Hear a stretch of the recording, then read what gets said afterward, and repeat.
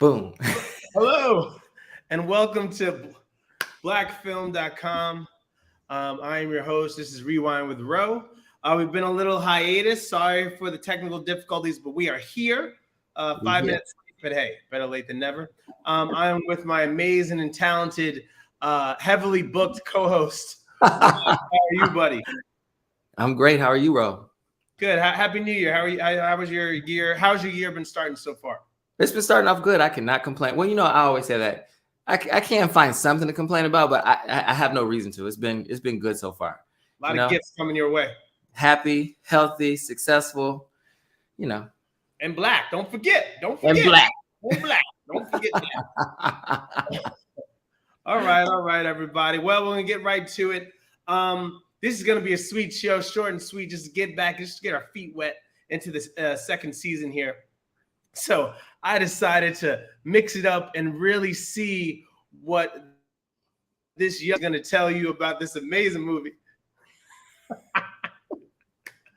On the list this week is House Party. Now, you might have seen the original House Party with Kid and Play. They did. Listen, I looked up. I didn't know there was I knew there was a House Party 2, but then there was another House Party that they did in 2013. I was oh God. Anyway, so there's a lot of house parties out there. A lot. So LeBron James decided, you know what? Let's reboot this bad boy. Let's do a new twist on it. So this is about inspiring club promoters and their best buddies, Damon, the French way, not Damon, and Kevin are barely keeping things together. Out of money and down on their luck, about to lose the roofs over their heads. They need a huge windfall to make their problems go away. They soon decide to have a house party of the year at an exclusive mansion, which just happens to belong to none other than LeBron James. And then the movie starts. So we're going to do a different spin because I really want to keep not only the audience engaged, but I really want to keep Rob engaged about this movie. So what I first decided to do before I saw this movie, I saw House Party 1. It's been a long time since House Party 2. I ran into Kid when I used to live in LA at this amazing karaoke bar I used to go to back in the day. And it was like one of my moments. So I posted it on my Instagram tonight, giving tributes to him. So my point of bringing that up is the original movie was so bold and original. It had black folks, having a party, and you know what house parties were back then, if you're in that age demographic. So it was always a good time. That was the party of the week, right? There wasn't no clubs or anything. That was there's a house party. We're going to that party. So everybody and their mother was going to that. If you didn't get invited, then you missed out on the party of the week. This is before beepers, right? I'm sorry, but not before beepers. This is before cell phones. So you had a beeper, then you had to go to an actual payphone and kind of do all that. So this was a whole nother level when there was a party. If you missed it, that was it. So I kind of like the spin they did. They kind of made it their own movie. They did pay homage to the original, which I love that they did that. I'll see how heavily, if it was necessary to do as much as they paid tribute to it. But I kind of like where they went. I'm going to start off with this, Rob. Give me your favorite moments in the film, and then give me your least favorite moments that you could have done without in the film. And then tell me what you thought. Okay, so we're just specifically talking about moments, right? Yeah, because then tell me what you thought afterwards. Because again, there were a lot of things in the movie, had a lot of stuff in it. It's like they try to fit so much. But matter of fact, let's rewind that. Tell me what you actually thought of the film. And then from there, from what was your mindset going into it? And then what'd you get? And then tell me your favorite moments and your least favorite. You could have done without. Okay, so generally speaking about the film, and I do my best not to be a person who bashes a film. And clearly you can tell from my lead-in that I just was not in love with this movie. And Tell him why, Rob. It's unfortunate because I did go into it going, okay, something went in my eye. This is the universe telling me not to talk better. Yeah, that's House Party. That's exactly. It's House Party in my eye. So I went into it with an open, mind, I was like, I'm not going to prejudge this film. I'm not going to prejudge anything about it. One, because of course, who doesn't love the original House Party? I mean, you had like Martin Lawrence, Tisha Campbell, Kid and Play. Like it was just it's iconic. There's so many iconic moments from that film. It's just an iconic story for our culture. It is what it is. And you know, when you walk into these like reboots or these like remakes or whatever, you know, spinoffs, especially from these like super iconic films, we kind of touched on this with The Best Man, but they did it so flawlessly that I walked into this going, please don't judge this based on how flawless they did. Because you also had the original cast, right? So it's easy to do that when you have the same cast. Yeah. And it's a lot easier than, you know, do a reboot. Good point. But there's so much about the original film that I loved. One, and I'm not gonna go there yet because I know we're gonna piece this out. Did I like the film? No, I did not. I didn't love it, and mainly because I feel like it really pushed a perception of us that, one, I didn't love. And I'm okay with there being narratives of Black people that are, you know, that are specific to different segments of our community, because we're not all the same. Like, we're not a monolith. I say that all the time. There are people who wear Prada slides and, you know, MCM backpacks to their job cleaning toilets. Like, that's fine. Like, there is that segment of our community of people who value like that kind of material, kind of like, I guess they want to say, manifesting the success that they'll have in the future by investing in those kind of things. But I think it glorified that kind of like unambitious, lazy, don't want anything out of life, but dream about having things out of life, stab their friends in the back, but turn around and then pretend like they didn't. And it's cute and funny. And the whole, that's really the narrative I got walking away from this movie. Bro, what movie did you see? I watched House Party. And I mean, not to give things away, but Damon was like stealing from the girls he was dating. He was lazy. His aunt was like, I gotta basically threaten to shoot you with a rifle to get you out of bed because you're so lazy. And then he is the reason his friend gets fired from all his jobs. His friend gets fired from this job because of him. And then he has an idea to basically break into someone's house and use it to throw a party because he wants to help his friend, who he just got fired from that job, make a little bit of extra money to put his daughter through school. It just was, I was like, it was so dumb. But what I will say is, I thought some of the performances were great. I thought some of the performances were trash. And it was this mixture of both for me. And I was not impressed. And I was not impressed with, there's so much I wasn't impressed with. And I was also not like thoroughly impressed with the way I don't want to say it's the writing, but like for the first hour and a half, none of the jokes landed. And I think it was because Damon's character was so like, he was a caricature of Black people. And the best friend, what was his name? The best friend, the main character. Kevin. Because he was so like settled, and it didn't feel like a straight man and an odd man. It felt like a really crazy caricature of Black people, and then this guy who was trying to make the best out of life to be a support to his child that he was raising by himself. Which I get it. There's both dynamics. I get it, but it just felt really disjointed to me, and I did not love it. I hate to say this because I'm sure there's a million people out there who related to these characters and loved the movie, but to me, I was sitting through it cringing, and then, but I also love the fact that there were so many like great cameos. But we can get into that later. But okay, that's my general perspective. Sorry, Ro. I know. All right, so again, I went into this movie with so much hate.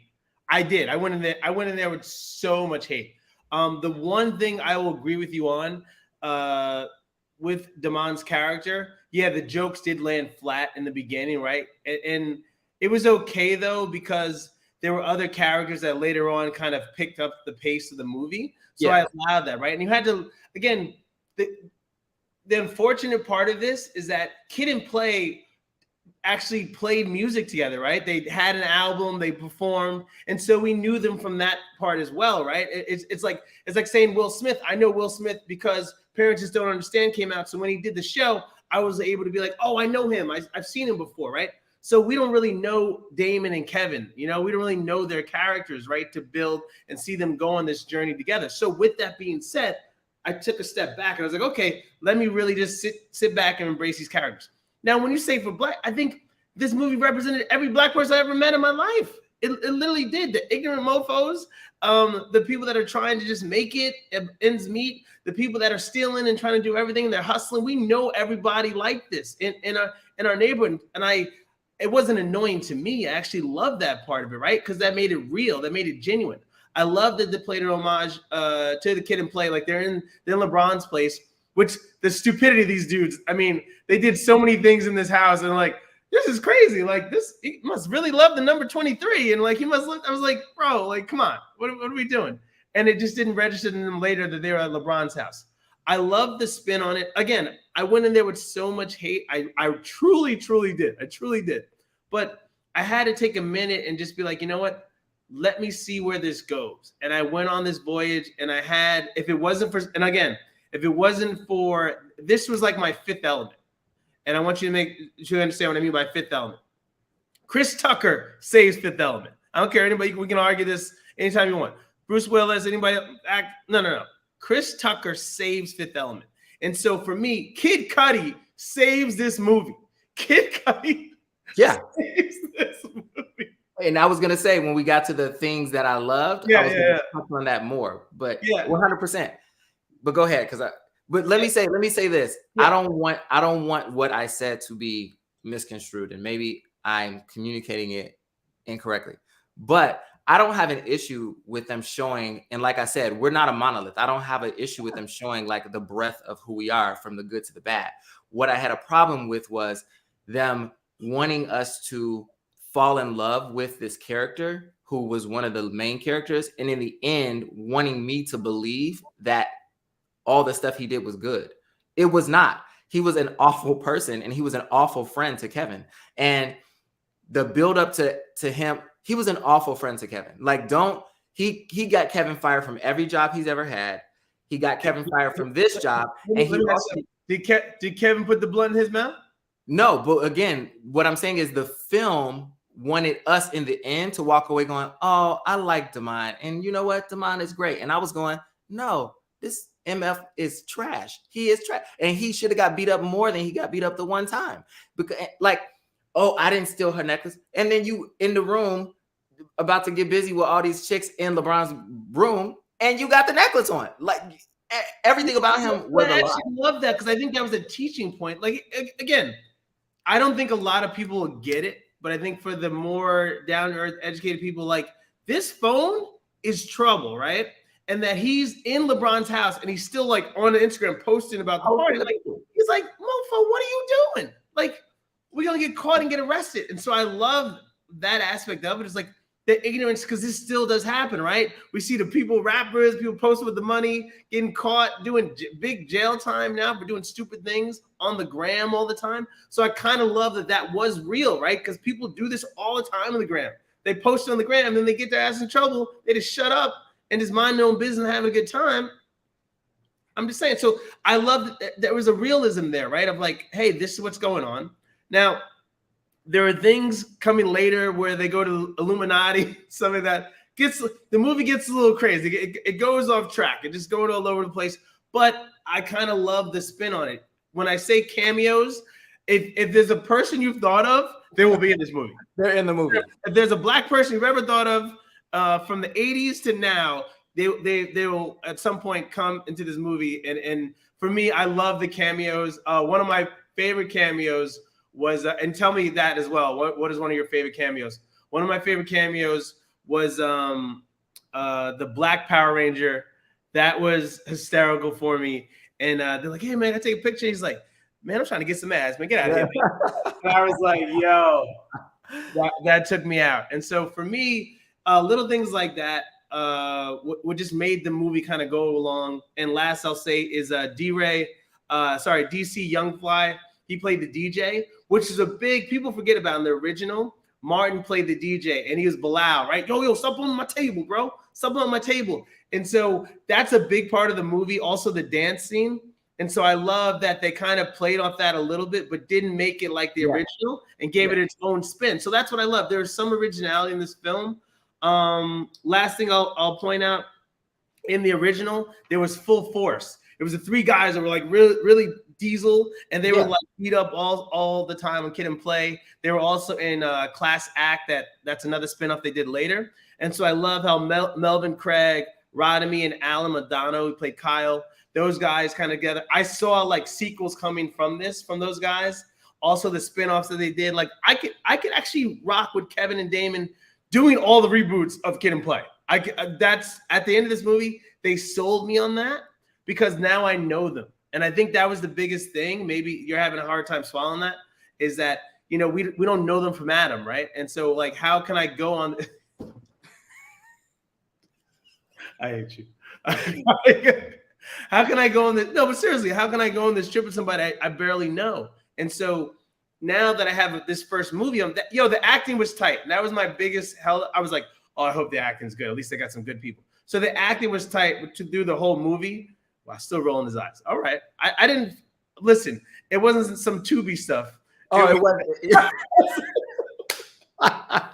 Listen. Like I said, there were a lot of really solid performances. Then there were some kind of trash performances. I'm not going to say who I think is trash and who I think is great, because I feel like that's awful to do. But I do think there were some really strong, solid performances. But my biggest issue is I was not sold on the way that they developed the character. And I still walked away and I'm like, he's trash. Like I never once was like, I want this dude to be my friend and like rock. No, I don't want him to be my friend either. Like, I know friends like that. And at the end, he does two things at the end. He does two things at the end. Which, listen, if that ain't a solid dude at the end, I don't know. See, that's the thing. The film wants me to, they want to sell me this. He did the solid thing at the end. No. We can't give it away, but no. Wow. No. But that end segment was fun. I think again, some of my favorite cameos. I loved Lena Waithe. That was great. That was fun. That was very fun. Of course, like we know from the beginning that Maya's probably going to pop up in it, and I think she was a fun addition to the film. But again, my favorite. I was like, ooh, Maya. she looked good. Don't even try it. Ooh, baby girl. Maya look good. Maya always look good. She still look good. I love Maya. And of course, now I lost my train of thought. What I love Maya though. Shout out to Maya. 90s Maya. I love 90s Maya. Love it. Good time. Yeah, I did. I thought it was fun. And like you said, that's what it was. Kid Cudi. That was like, for me, he was like that burst of fun. It was like an injection of humor that I was like ready. Like I was like, I've been waiting for this the whole movie, because I was waiting for the movie to be like that. I felt like it was trying to push to be like that kind of wild, crazy, funny, but I think it was kind of just like caricature of horrible black people funny, and it was like what the jokes weren't landing. It was like they're making fun of us in a way that's for us, because I get it, because we're probably going to be the main consumers of this product. But at the end of it, a lot of the jokes that he was trying to make, that he was trying to have land, which I thought he did. I thought the two guys who the leads did a good job. And again, just to remind everybody, we're doing House Party reboot tonight. The reboot, yeah. And so I thought they did a great job. It just like we talked about earlier, like the first half of the movie, the way that they cut it or something, his jokes just weren't landing, and it was like it just left. I felt like they left him looking kind of crazy because his jokes weren't hitting right. And I don't know how they correct that. I don't know if they correct it with editing, with some sound design or something. But the jokes for the first hour to hour and 15 minutes, all the jokes he threw out kind of just landed flat. And I was in a sparsely populated theater. There weren't a lot of people there, but literally, Huh? I had 5 people in mind. Yeah, but nobody was laughing. And until like the last Yeah, the second 30 half of the minutes. movie, again, when the party starts happening and things start developing, then the movie picks up. And again, I have to say this: if it wasn't for Kid and Play establishing themselves earlier, we don't go in this movie the same way. And again, we don't know these guys. I don't know these guys from anything else they've done before. So like, I'm watching for the first time on film, and I'm like, okay, let me trust you guys to be like, hey, I want to see another one, right? Compare like a Bill and Ted or something like that. Just like two guys together going on an adventure. Where's the trust? Who's the guys who's going to have your back? And so I was able. I can honestly say at the end of the movie, would I watch a sequel? I would on Netflix. Paying, not $20. I'd give me my money twice, but I would watch a sequel on Netflix. But like I said, shout out to LeBron. I love a couple of things in there that he does. Like there's a hologram of him. We've kind of seen that on previews, and he makes fun of himself a lot. So that was a beautiful thing that LeBron did. You know, it's hard, right, when you're at that stature to be like, hey, you know, I am this. I've been known this to be said about me, so I'm gonna bring them all out and say it. So that was kind of nice to kind of like calm himself down. But again, the only thing I would say, they may have put too many people in the movie that were unnecessary. But I kind of love that, you know, from my That age. I thought was fun. Yeah, from my age demographic. Oh my God, juvenile. Sorry, I'm going everything. Yeah, I'm gonna give the movie away. But yeah, there's a lot of cameos. Great cameos that are hilarious, and that it's just a fun time. What are moments that you could do without? The moments I could do without. You see the whole movie. That's what you're saying. You said earlier, the whole movie. You could do without it. I'm not a monster. I didn't.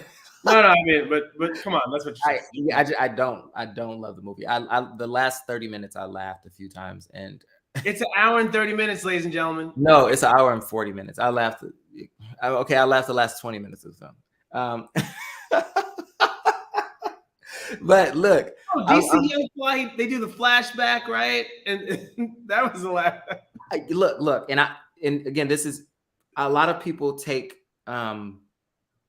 inspiration from people, and I think we'll start to see a lot more people popping up who are taking inspiration from people from the generations of films that we grew up on. Mm-hmm. But you know, I feel like I'm watching Chris Tucker, and it's fun. He's funny, but it literally, you could just take Chris Tucker's face and slap it on him, and it's the same voice. It's the same inflection on every joke. But I feel like he emulates Chris Tucker, but it's an homage to him. And I think it's funny and it's great and it's fun. And he does it very, very well. So that's not to take anything away from him. I'm just saying we're probably going to see a lot more people popping up like that who we see inspiration in other people. You see it in music all the time. Like you'll see a person pop up in 5 years. We all had somebody that we admired growing up. Yeah. And we take their energy and it kind of becomes a part of us. So I'm not taking anything away from DC Young Fly because I think his performance was hilarious and great. But for me, I'm watching him and all I hear is Chris Tucker, like the whole time. Everything he says, I hear Chris Tucker. But that's cool because he was hilarious and he pulled it off. But like I was saying, like we'll probably in 10 years hear somebody and be like, she sounds just like Beyonce. Because they're, you know, they grew up emulating that person. You can only be one Beyonce. Oh, I'm not coming for Beyonce. I'm just saying people emulate people who they admire, and we start to see. But you know, no, I thought his performance was great. So overall, I just didn't love it, but I don't know if I can pick out a specific moment that I was like, that I'm like, oh, we could just do without it. But I mean, they could have done without.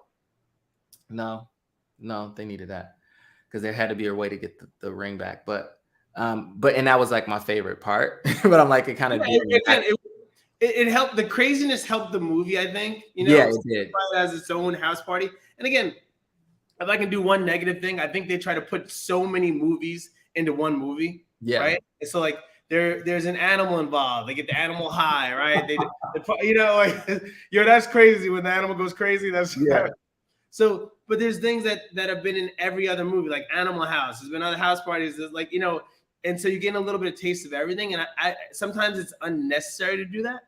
And I felt some things were forced just a little bit. But otherwise, you know, I sat back in the movie theater, I had my popcorn, and I was like, you know what? I'm just going to relax and enjoy it and see it for its own film. And then when I got to see two people from the original, I was like, yes, it was complete for me, and that's all I needed. It was good times. It was funny. I'm not say who my other favorite cameo was, but I don't want to ruin all the cameos for people. I'll read them off right now. I'll piss everybody off. No, like you said, if they go on IMDb, they'll see he's in it. But Snoop, no one's seeing this film. You know that. No. Snoop was funny too. Like Snoop's in it. Snoop Loop. Yeah, I just thought it was so funny, like how they ingested all these people. They had so many people, from like rappers to singers to basketball players to the other that was funny too. That was funny. That was I think I laughed out loud. I did. There were some moments I was dying. I was like, yeah, that was good. That was know which one I'm talking about, right? Yeah, I was like, it was unnecessary, but I was like, it was just funny. Yeah, you trying to get a check? Okay, all right. That was funny. So yeah, I don't want to spoil that for you guys, but there's a couple of basketball cameos, and you'll know which one it is when you laugh out loud. But because it's probably the only time you will. But pew, pew, pew, pew, pew, pew. But look, like it was fun to see all of these people come back together to be a part of this project. It was fun to like see them bring back a lot of the themes from the original film, like you said. So that was cool to me. So I didn't. Sorry to cut you. The soundtrack, I would download that right now. Oh yeah, 100%. Soundtrack's lit. That's probably the best part of the movie is the soundtrack. Honestly, it has to be because it's about a party, so the music better be. Like it was really good. Like I was like, oh okay, like and so again, my generation. I think there's something for us there. I don't know about the younger generation if they'd be like, it feels like my parents took me to see this, right? I don't know, because the music was all us. The energy was kind of all right. I don't know. No, I loved it. I thoroughly enjoyed the music. I'll say that I did. I thoroughly enjoyed the music. I felt like I was back at FAMU on a couple of the songs. I was like, okay, now. I was like, oh, this is how we do it. Okay. I wanted to give a shout out to the young actress that was in there as well. She was beautiful. I love Melanated Sister. She was on the screen. She was Karen Obellum. Sorry, if I really jacked that up, I apologize to you. But she plays Kevin's love interest, and she was amazing there. Really killed it. Oh, the dancing we didn't really talk about. So that was huge in the original. Yo, they do a throwback to us, and then they do a modern day, and I was like, okay, we're good now. Yeah. Again, there's parts in the film if you stay in your seat past the first 40 minutes. Sweet. You're like, okay, I got half my money's worth. I got 10, paid 16, I got 10. I got $10. $8? I got $8. I have $8. But again, there's some things to work on here. I think you can make other movies from a lot of the characters in this that's what they did back then. With all the kid and play, like kind of reboots and different films they did. I would love to see a modern day version of those now. Honestly, I'm in with the guys. Would you see another film with them? Like you said, it was on Netflix. Okay. And Rob's a new person the new year, everybody. I'm sorry. He used to be such a nice man and just give love. And I am nice. I am nice. Year with a lot of hate. Just doesn't care. All right, Rob. That's awesome.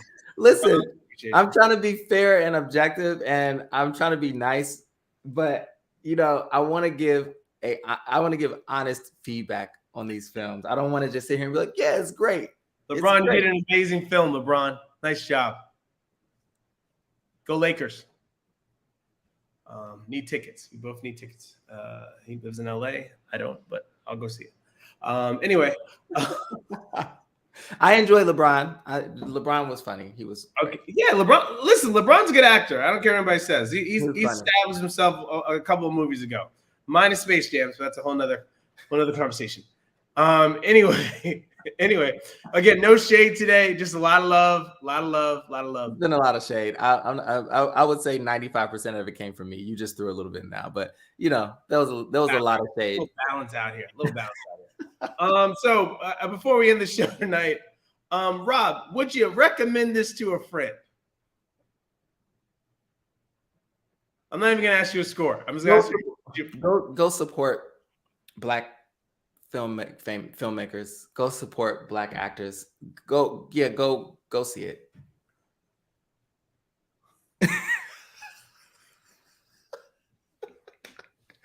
I'm sorry, ladies and I'm gentlemen. trying to be fair. I'm trying to be fair. Yes, support Black people. Yes. You know, the Hudlins are behind it. They're great, you know.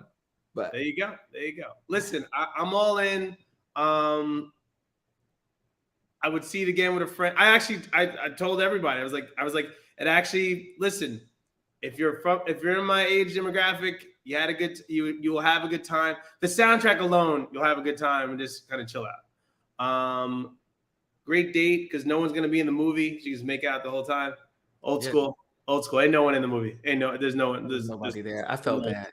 Go see it. Go see it. Just go. They're only 2 million away from when the original first came out. You know that? I looked up the numbers.